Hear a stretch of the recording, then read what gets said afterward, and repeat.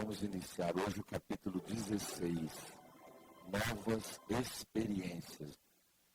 No capítulo anterior, nós vimos uma tarefa de socorro, de auxílio, que o ministro Clarencio prestou ao Esteves.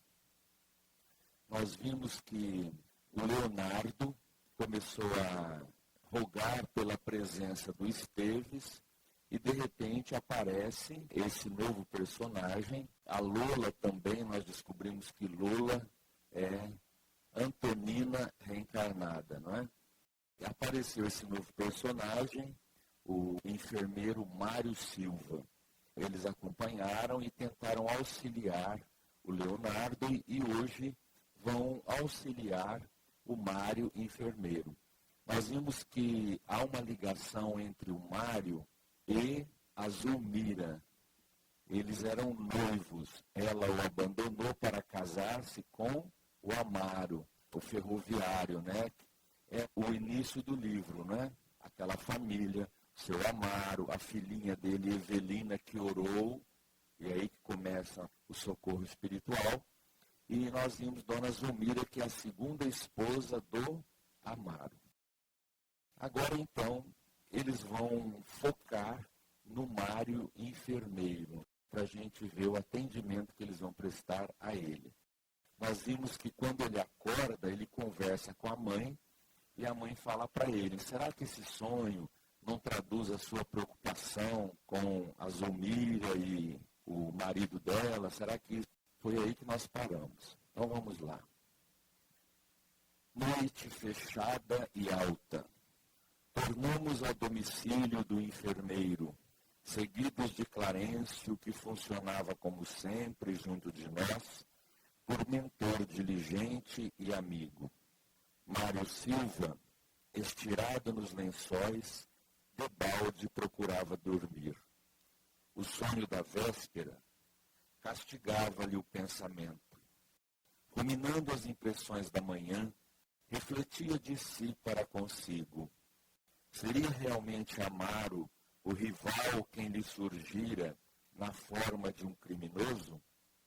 E aquela mulher chorosa e acabrunhada seria porventura Zulmira, a companheira de infância que ainda lhe feria as recordações? Onde o motivo de semelhante reencontro? Teimava em afastar para longe as reminiscências da mocidade. Por isso mesmo, não acreditava estivesse nele próprio a causa do estranho pesadelo. Permanecia convicto de que alguém o chamara nitidamente, pronunciando palavras que o constrangiam a atender. Estaria Zulmira em apuros? E esta, acaso se recordaria dele? E se as suas conjecturas expressassem a verdade? Teria o direito de reaproximar-se? Não imaginava isso possível. A chaga do bril retalhado ainda lhe sangrava no coração. Não seria justo acudi-la, nem mesmo a pretexto de socorrer. Conhecia-lhe o esposo de relance, mas o suficiente para detestá-lo com todas as reservas de ódio de que se sentia capaz. Ainda mesmo que a mulher outrora querida lhe suplicasse assistência, cabia-lhe ser surdo aos seus rogos. Hipóteses inquietantes e perguntas sem resposta lhe assediavam o cérebro toldado de apreensão e rancor. A antiga aversão pelo rival preponderava, dominando-o. Por que não voltar ao sonho da noite anterior, de modo a tentar uma solução? A figura de Amaro crescia-lhe no campo mental. Se as almas podiam efetivamente reencontrar-se fora do corpo, prosseguia divagando, de certo conseguiria rever o adversário e revidar. Se for invocado em sonho, era lícito invocar quem quisesse. Chamaria o renegado esposo de Zulmira a explicar-se. Concentraria nele o poder do pensamento buscá-lo-ia onde estivesse. Então vejam, o enfermeiro Mário, depois do dia de trabalho, volta para casa, está se preparando para dormir, quando os pensamentos focam no problema da noite anterior, quando ele teve aquele sonho que ele não entendeu e que a mãe pensou tratar-se da preocupação dele com Zumira, o rival, o Amaro. A gente percebe aí no Amaro alguém que não conseguiu de forma alguma perdoar e esquecer. Você vê que ele fica ruminando.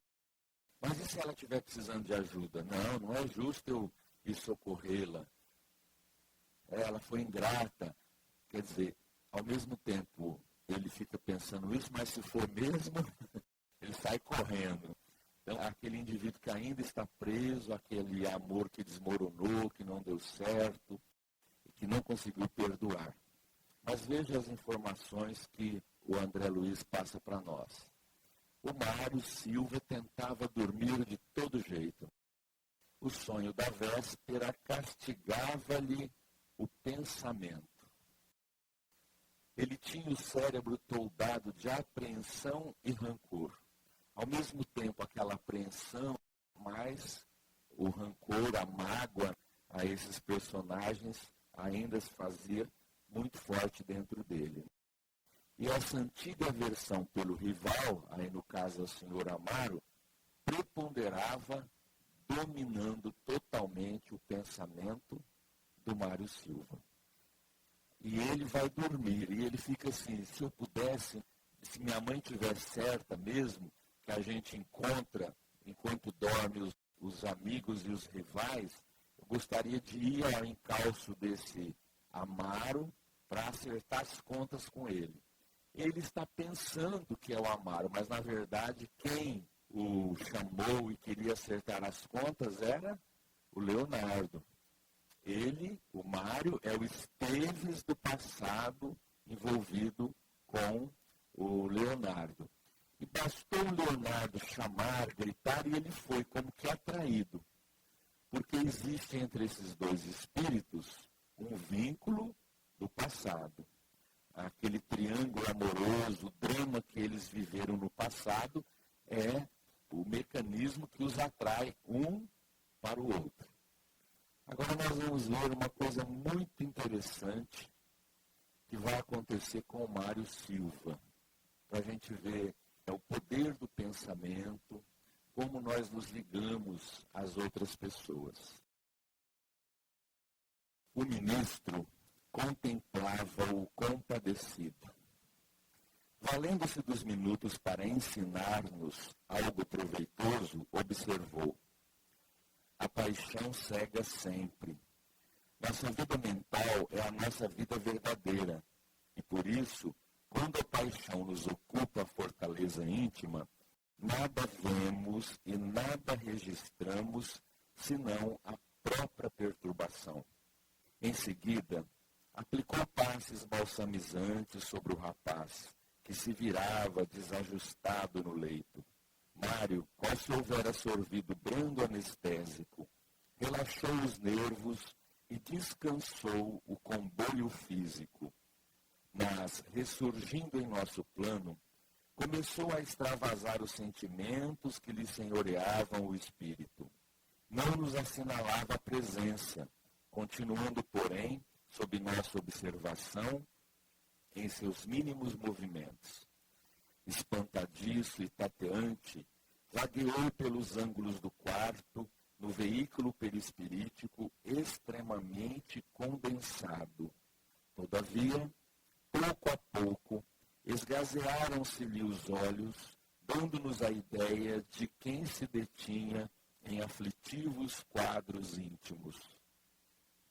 Anotando-nos o assombro silencioso, o instrutor socorreu-nos explicando: qual acontece ao nosso amigo Leonardo, o novo companheiro padece angustioso complexo de fixação.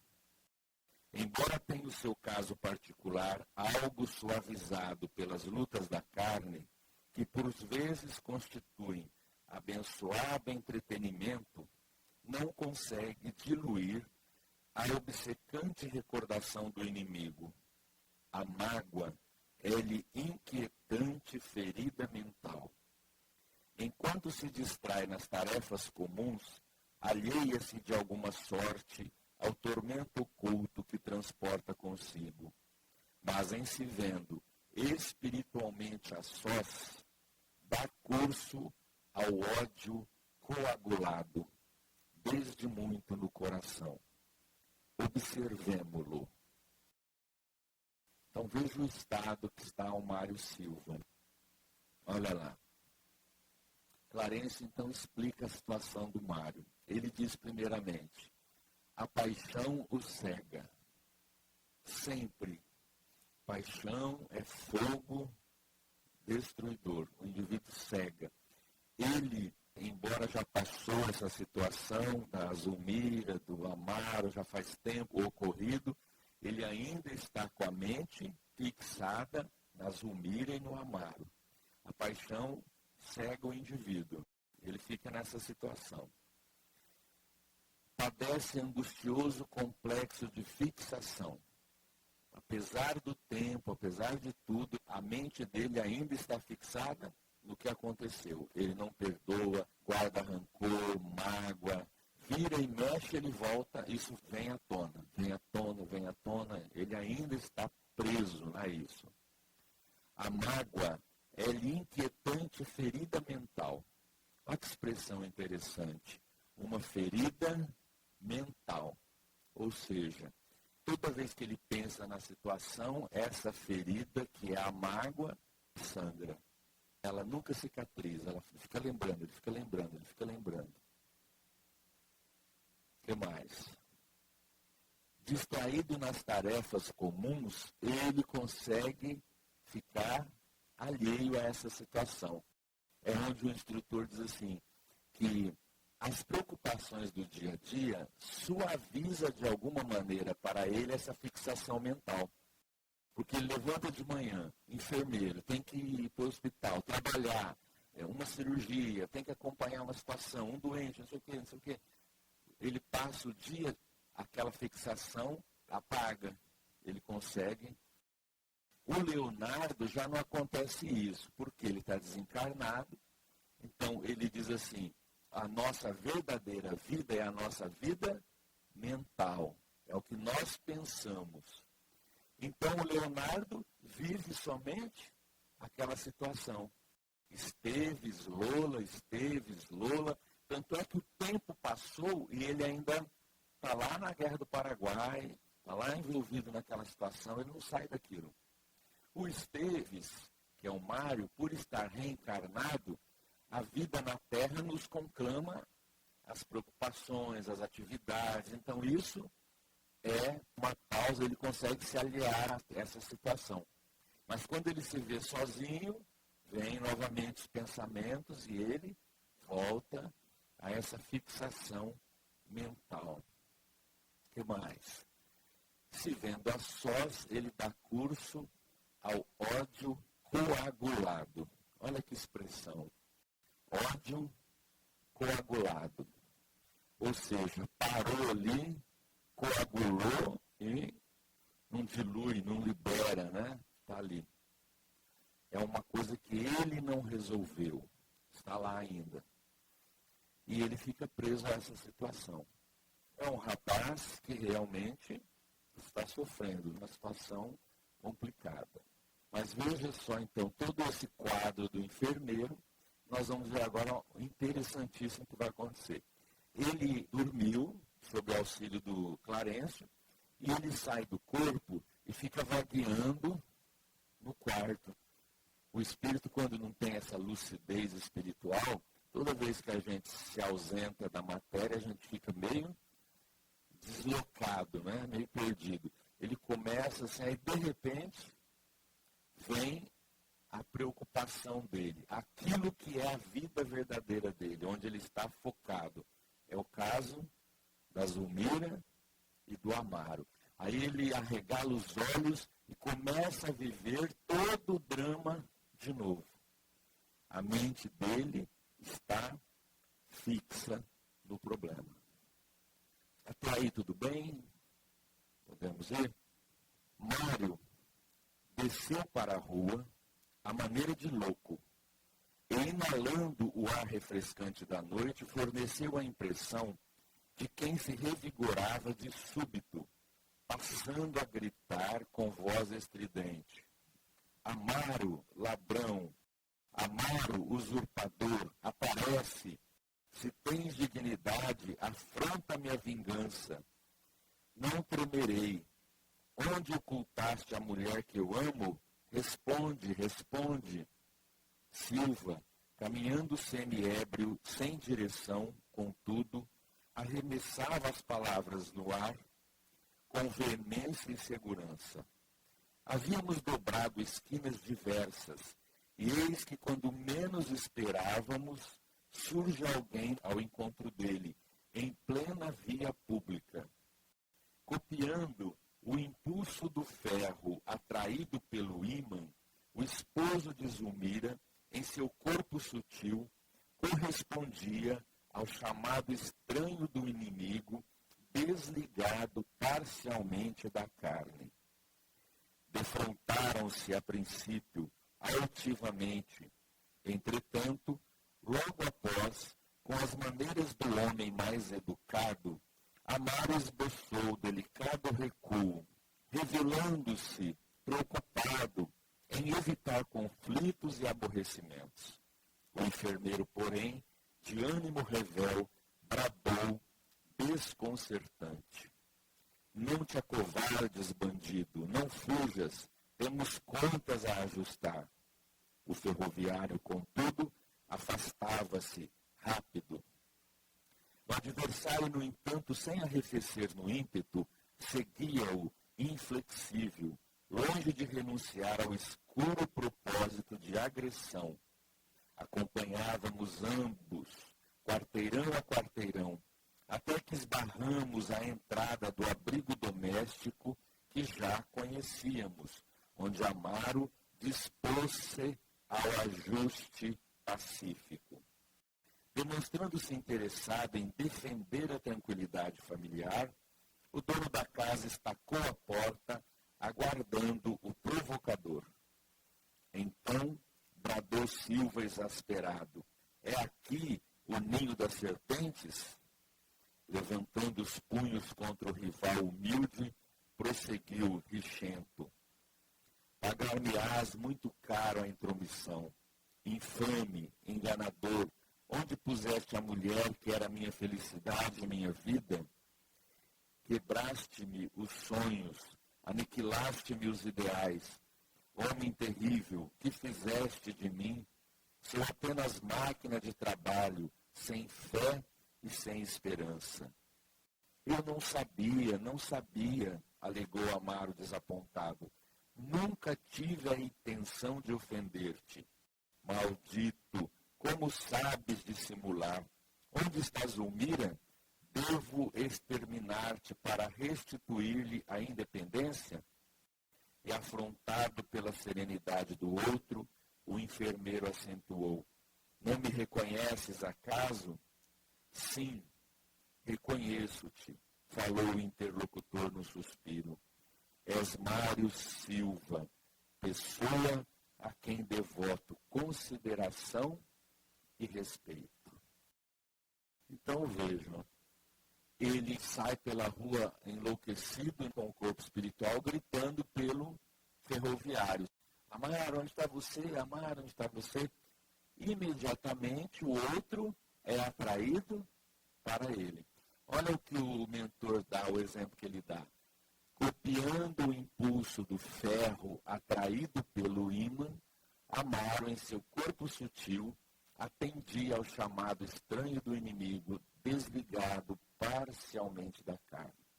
Então aí no desenho está o Mário Silva, o bravinho ali de bigodinho, o Clarencio lá, o André Luiz e o Hilário acompanhando tudo, e imediatamente vem ao encontro dele o ferroviário, o senhor Amaro. Vocês percebem que os dois têm o cordão fluídico, não é? que estão ligados ao corpo físico. O Clarence, o André Luiz e o Hilário já não têm esse cordão, que já são desencarnados. E a gente vê o Mário exasperado, nervoso, magoado, e o Amaro mais sereno. É interessante que quando ele é atraído e vai, ele reconhece o enfermeiro, ele tenta recuar. Ele é um espírito que quer apaziguar, quer resolver as coisas em paz. O outro é um indivíduo ferido, magoado, que quer brigar, quer resolver a situação na agressão, né, na violência. O que o Amaro faz? Ele começa a correr e vai até em frente de casa. Inconscientemente, o Amaro sabe. Se ele não controlar, se o outro partir para cima dele, o que ele faz? Corre para o corpo. O corpo é o meio de fuga do espírito. Ele sabe que ele volta para o corpo. Ele correu e ficou em frente de casa, tentando resguardar a família, tentando resolver as coisas. Mas se não conseguir, foge para o corpo. E aí acorda, sobressaltado com a intenção de que estava sendo perseguido, que estava correndo, que alguém queria agredi-lo, aquele pesadelo terrível. Então, olha que interessante a situação. E ele fala, você sabe quem eu sou?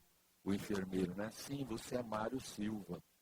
Pessoa que eu tenho muito respeito e consideração. O Mário ataca, você destruiu minha vida, você roubou minha mulher. O que o Amaro diz? Não, eu não sabia, porque quem abandonou foi a Zulmira. Então a gente está entendendo que ela se ligou ao ferroviário, ao senhor Amaro, e o senhor Amaro não sabia da situação toda, que ela estava abandonando alguém, que ela já era noiva. Ela não mencionou nada disso. Então, na verdade, o Amaro está nessa confusão, coitado, sem saber, não é? Interessante. Agora, essas coisas são difíceis. Você veja, se a Zulmira se apaixonou, ela tinha mesmo que encerrar o noivado. Agora, a pessoa já está lá na porta do casamento, resolve na hora também. Ela também tinha que ter consideração pelo outro. Então, essas coisas são muito complicadas, porque tem cabeça que é prática, tem cabeça que não é. Tem pessoa que fica ligada a outra, tem mais carência, se envolve mais emocionalmente. Tem pessoa que, não está dando certo, vamos encerrar, tal, e parte para outra. É mais prática nessas coisas. Tem gente que não, tem gente que se liga a alguém e não desgruda, a vida inteira. Às vezes de carência, essa coisa de sentimento no mundo do espírito, cada um é de um jeito. Por isso que a gente tem que examinar bem e com muito cuidado e ver como é o outro. Porque para você é uma experiência, mas para o outro pode ser, para ele pode ser um negócio assim, resolução definitiva, é isso que eu quero, não largo mais, e aí? E o outro? É difícil essas coisas. Você não sabe como o outro pensa, você nunca sabe. São as questões. Agora, se você for sempre franco, honesto, conversar, deixar as coisas claras. Nós podemos continuar para nos conhecer, para ver como é que... Agora, eu estou te conhecendo, você está me conhecendo. Vamos ver. Tem que deixar as coisas pontilhadas, porque o outro, às vezes, adoece pela presença do outro. E aí é um negócio complicado. Mas tudo faz parte das experiências nossas. E cada mundo é um mundo na consciência de cada um. A nossa verdadeira vida é a vida mental. Você acorda, você vai aonde? Onde o teu pensamento está. O que disse Jesus mesmo, aquela frase? Onde está o seu tesouro, aí está seu coração. A sua preocupação maior, aquilo que você deseja, é aquilo que você vai focar. Então, saiu do corpo, você vai naquilo. Você não viu o Mário Silva falar assim, minha vida é sem esperança, eu sou uma máquina, eu trabalho, e não tenho mais nada. Porque tudo que ele tinha era a Zulmira. Tirou e ficou. Então, na verdade, ele foca, a vida dele íntima é tudo aquilo. É a Zulmira, é o que aconteceu, então ele sai do corpo e vai para lá. Fica focado nisso. É a fixação mental. E outra coisa, nós vamos ver depois o que aconteceu com esses espíritos aí. Aí você vai ver que se souber, é pior. Então a lei divina é sábia. A lei divina é sábia, né? Mas nós temos que considerar a condição do Mário. Ele é um espírito encarnado. Então ele pode ir lá em cima do outro, mas por pouco tempo, porque qualquer coisinha no corpo físico dele, ele tem que voltar. Então a obsessão se torna mais pungente quando desencarnado sobre encarnado. Porque encarnado sobre encarnado, as obsessões são mais no estado de vigília. Então, por exemplo, acordado, quando se convive junto ao indivíduo A, obsedia o indivíduo B. Fica em cima, falando, obsediando. Assim, encarnado para encarnado, fora do corpo, é mais difícil. Porque tem que ir ao encontro, tem que ter condições de entrar na casa, tem que ter vínculo. E a gente vê que nesta encarnação, o Amaro não tem vínculo com ele. A gente vai ver depois que é do passado, mas não tem vínculo agora. Então é mais difícil acontecer isso. Podemos ir? Consideração e respeito? Que deslavado fingimento! Onde a prova de apreço se me arrancaste a noiva, engodando-a com mentirosas promessas? Olha só, quando a pessoa não quer acreditar, não adianta. Eu não sabia nada, você arrancou minha noiva, fez promessa, ela me abandonou porque você vê como que a situação é, né? A gente nunca admite, a gente quer culpar o outro. Somente soube de tua velha afeição por ela, quando meus compromissos no matrimônio não admitiam qualquer recuo. Se alguém, todavia, me houvesse comunicado lealmente quanto se desenrolava em torno de minha preferência, teria renunciado em teu favor. Desejaria realmente servir-te, entretanto, agora, hipócrita, tornou Mário enfurecido. Não creio em tua palavra de lobo disfarçado. Roubaste-me a única felicidade que eu esperava do mundo, a única felicidade que era minha. Amaro fixou triste sorriso e obtemperou. E acreditas que eu seja feliz? Admites no casamento apenas a exaltação dos sentidos inferiores? Crês que o homem consorciado deve encontrar na mulher simplesmente uma escrava? Amo em Zulmira a companheira e a irmã que me cabe proteger. Nem ela e nem eu encontramos na experiência conjugal a aventura das afeições cor-de-rosa, em que o desejo contentado é como a flor que morre num dia. Temos padecido muito, Mário. Não ignoras que me casei em segundas núpcias. Zulmira, por isso mesmo, não terá recolhido em mim a perfeita alegria que lhe seria lícito esperar. Nossa aproximação começou por uma série de desajustes que culminaram com a morte do meu caçula num terrível desastre. Desde então, nossa casa é um espinheiro de sofrimento. Minha esposa adoeceu gravemente e eu mesmo, até agora, continuo agoniado e desfalecente. Saberias, porventura, o que seja a desdita de um pai que chora sem lágrimas, mortalmente ferido? Se dívidas possuo para com a divina providência, podes acreditar que não tenho amargado pouco a fim de ressarci-las. A morte, para mim, não passaria de bênção libertadora. Como podes observar, não me vejo em condições de aceitar-te o desafio. Estou dilacerado e, mais que dilacerado, vencido. é aquela coisa. Diante de um fato, tem sempre a verdade de um e a verdade do outro. O Mário Silva está lá nessa peleja com raiva, né? E ele está enfurecido. E ele fala para o outro, você é hipócrita, não creio na tua palavra, você roubou a única felicidade que era minha, você acabou com a minha vida. O outro, humildemente, responde, e acredita que eu seja feliz?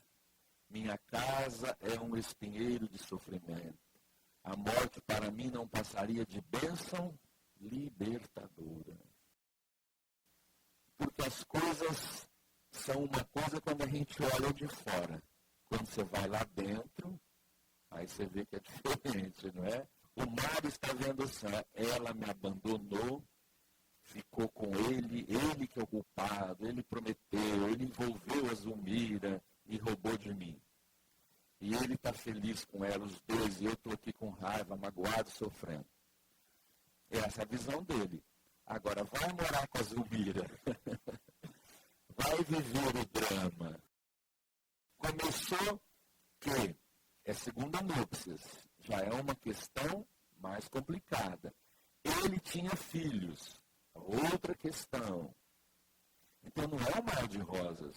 De jeito nenhum. Uma situação delicada, difícil. Tem que ter amadurecimento, experiência para levar esse barco adiante. Senão não consegue, não. Aí começou.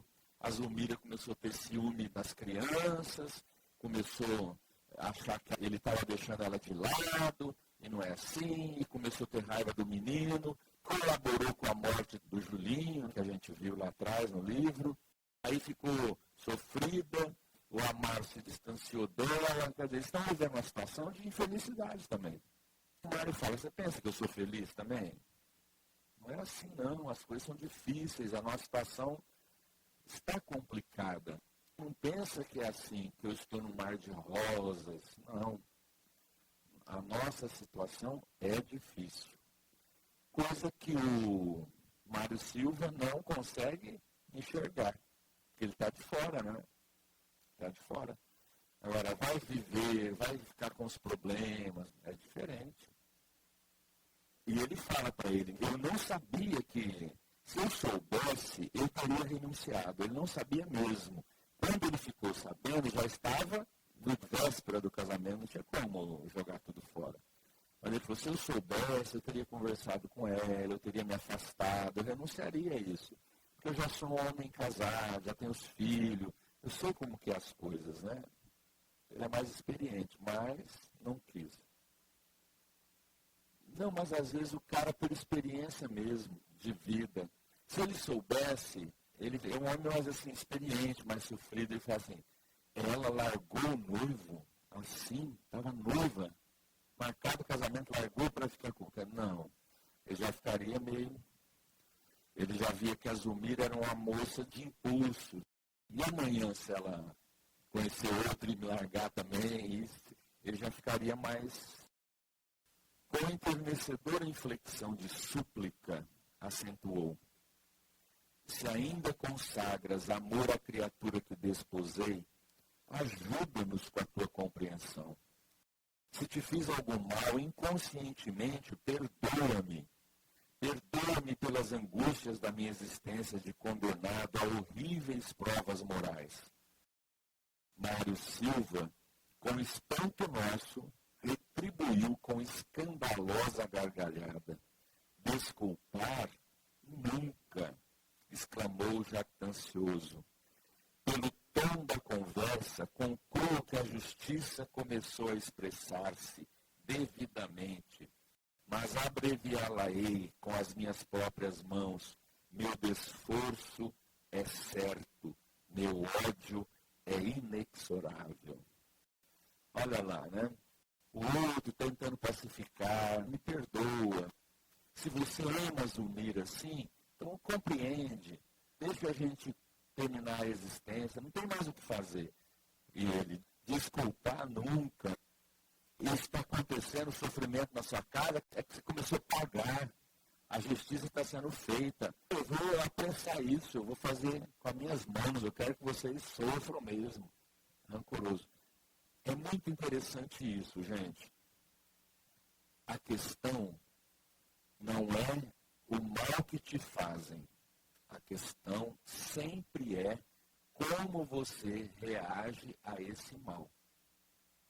Veja aí, o Mário Silva é a vítima? É, a mulher o abandonou, ele está sofrendo. Só que ele foi deixando a dor tomar conta e se revoltou e assumiu uma situação de algoz. De vítima ele passou a ser um algoz, um indivíduo ódio. Isso é muito comum acontecer às vezes.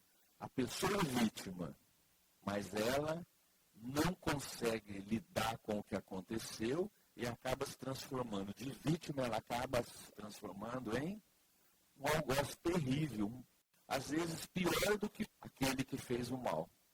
Os crimes, as coisas que acontecem. Amaro não mais respondeu. Vi-me curvar a cabeça em oração fervorosa. Suaves irradiações de esmeraldina luz escapavam-lhe da fronte. As palavras inarticuladas de que se servia para implorar socorro alcançavam-nos o espírito qual se fossem ondas caloríferas e harmoniosas de humildade e confiança. Silva, incapaz de sensibilizar-se ante a rendição comovente, prosseguia gritando: por que silencias, covarde? Fala, explica-te, reage. Dominastes Zulmira, mas não me dobrarás 1 milímetro. Criminosos de tua laia não merecem compaixão. Nessa altura do diálogo, Clarencio convocou-nos paternal. Respondamos à prece de Amaro com auxílio fraterno. Arrastados pela simpatia e pela emoção, acompanhamos o nosso orientador sem hesitar. Então veja a situação. O Amaro não respondeu, se curvou e começou a orar. E você veja, o Amaro é um homem comum. Quando ele faz essa prece sincera, o André Luiz percebe essa luz de cor esmeraldina, verde, cintilante, sair dele e uma vibração calorosa, humilde, envolver o ambiente. Qualquer um de nós pode fazer isso. Oração sincera. A gente se sintoniza mesmo. E o Clarencio diz assim, olha André, vamos responder à prece do Amaro, com auxílio fraterno. E agora eles vão socorrer os dois ali, o Amaro e, consequentemente, o Mário. O que será que o ministro vai fazer, gente? Que situação ele vai criar para atender o Amaro? Os dois estão ali, né? O Amaro vencido, orando, e o outro querendo vingança, briga, situação desesperadora. Isso nós vamos ver no capítulo seguinte, e aí vocês vão ver o que é a vida e o que é a reencarnação. Nada é por acaso. Mas eu não vou contar o que é, tá? E ó, vocês não leem em casa não, porque é muita informação, é muito forte para vocês lerem, tá? Vocês deixam só para domingo aqui comigo, tá? Eu vi essa semana alguém me falar de uma senhora. A pessoa disse assim, você viu, a pessoa era tão assim, passou por uma enfermidade, nossa, como a pessoa mudou. O trato com as pessoas, é isso. Aí que essa frase tem sentido para a gente. A dor é sempre bênção, gente. Trabalha quando o indivíduo aceita. Mas quando ele se rebela, aí fica mais ranheta. O Mário está pior. A oração é bênção mesmo. Muito bem.